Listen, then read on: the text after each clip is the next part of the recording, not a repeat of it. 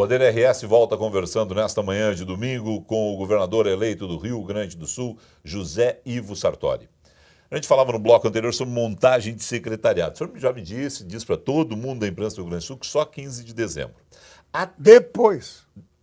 Ah, sim, depois de 15 Depois tá de 15 de dezembro. Tá bom.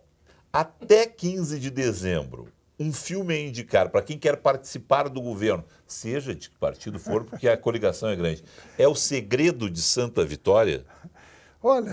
Que história é essa? Como é que esse filme entrou na história dos governos, lá em Caxias do Sul, por exemplo? Não, é que, na verdade, foi um filme que eu assisti há muito tempo. Ele é um pouco hilariante também em alguma parte. Noutra, ele é uma boa lição e uma boa escola de construção de uma equipe de governo. Conta a história da ocupação nazista Isto, e o pessoal querendo guardar o vinho numa pequena cidade italiana, onde se tinham lá guardados em torno de 10.000 garrafas de vinho. Que era a preciosidade, era a preciosidade da comunidade. Era né? o tesouro, e a comunidade preservou, diante da invasão dos nazistas, guardou tudo aquilo. E o prefeito do lugar era o Anthony Quinn, sim, né? É mais conhecido por Bambolini. E ele tomava muito vinho e caía mesmo. E apanhava da mulher. Não é o meu caso. A exceção é essa. A exceção é essa. Tá bem. E no dia da posse dele como prefeito, ele todo organizado e todo estruturado. E o Anthony Quinn, todo mundo sabe que é um intérprete, um ator da primeira qualidade do mundo. Vai desde o Zorba, o grego, a qualquer outro. Mas essa era uma característica italiana. E ninguém descobriu aonde as garrafas de vinho, as 10.000 garrafas de vinho estavam guardadas. Na hora da saída, no dia da posse, duas coisas. No dia da posse dele, ele reuniu o secretariado e disse, olha, como disse Maquiavel, que a gente entende de uma coisa, e o Maquiavel ser retratado na época dele é outra e não aquilo que se fala hoje. Ele diz, conforme Maquiavel, o segredo do nosso governo é o nosso secretariado. Porque tinha um professor que virou secretário, a professora que virou secretário de educação, o carteiro virou nesse secretário, não sei, porque não tinha muita gente, era uma comunidade pequena. Segundo ato,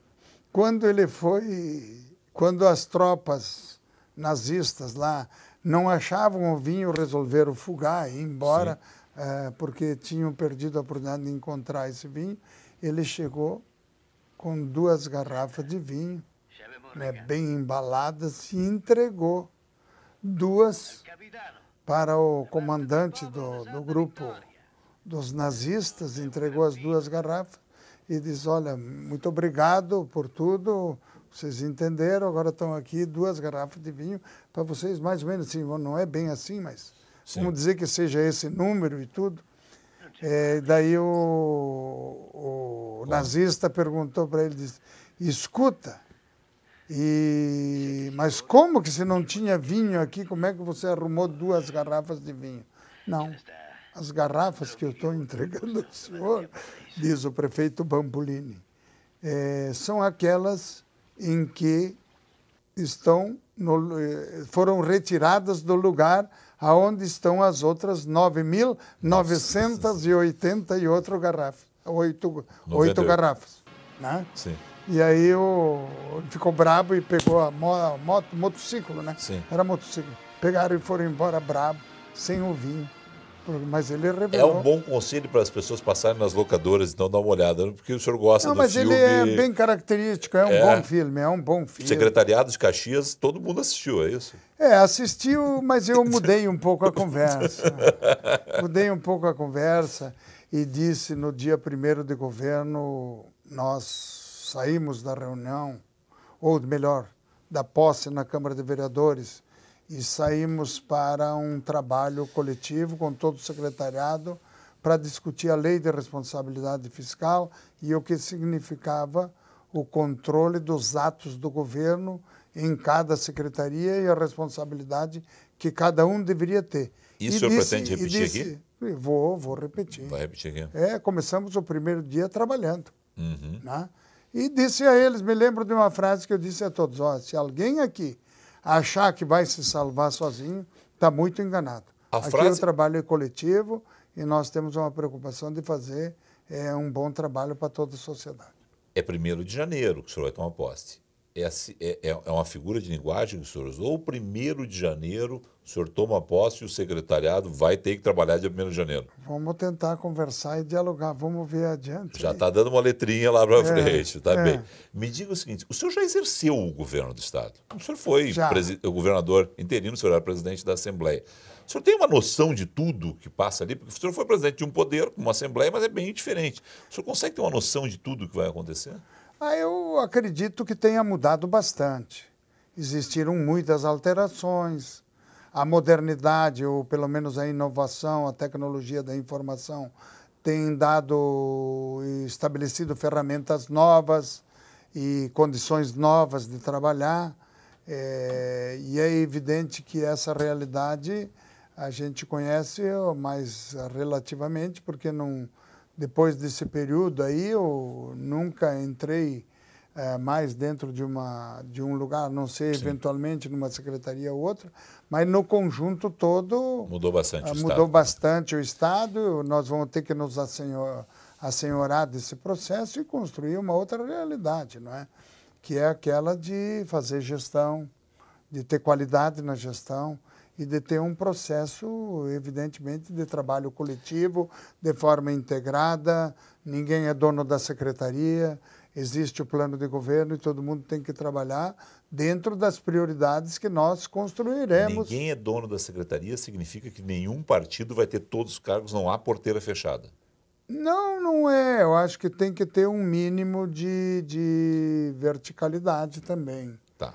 Não pode ser também criar condições de que uma secretaria tenha gente controlando. Não, o secretário ele tem um papel de condutor, de liderança. O que eu digo é que ele não pode tirar para proveito seu.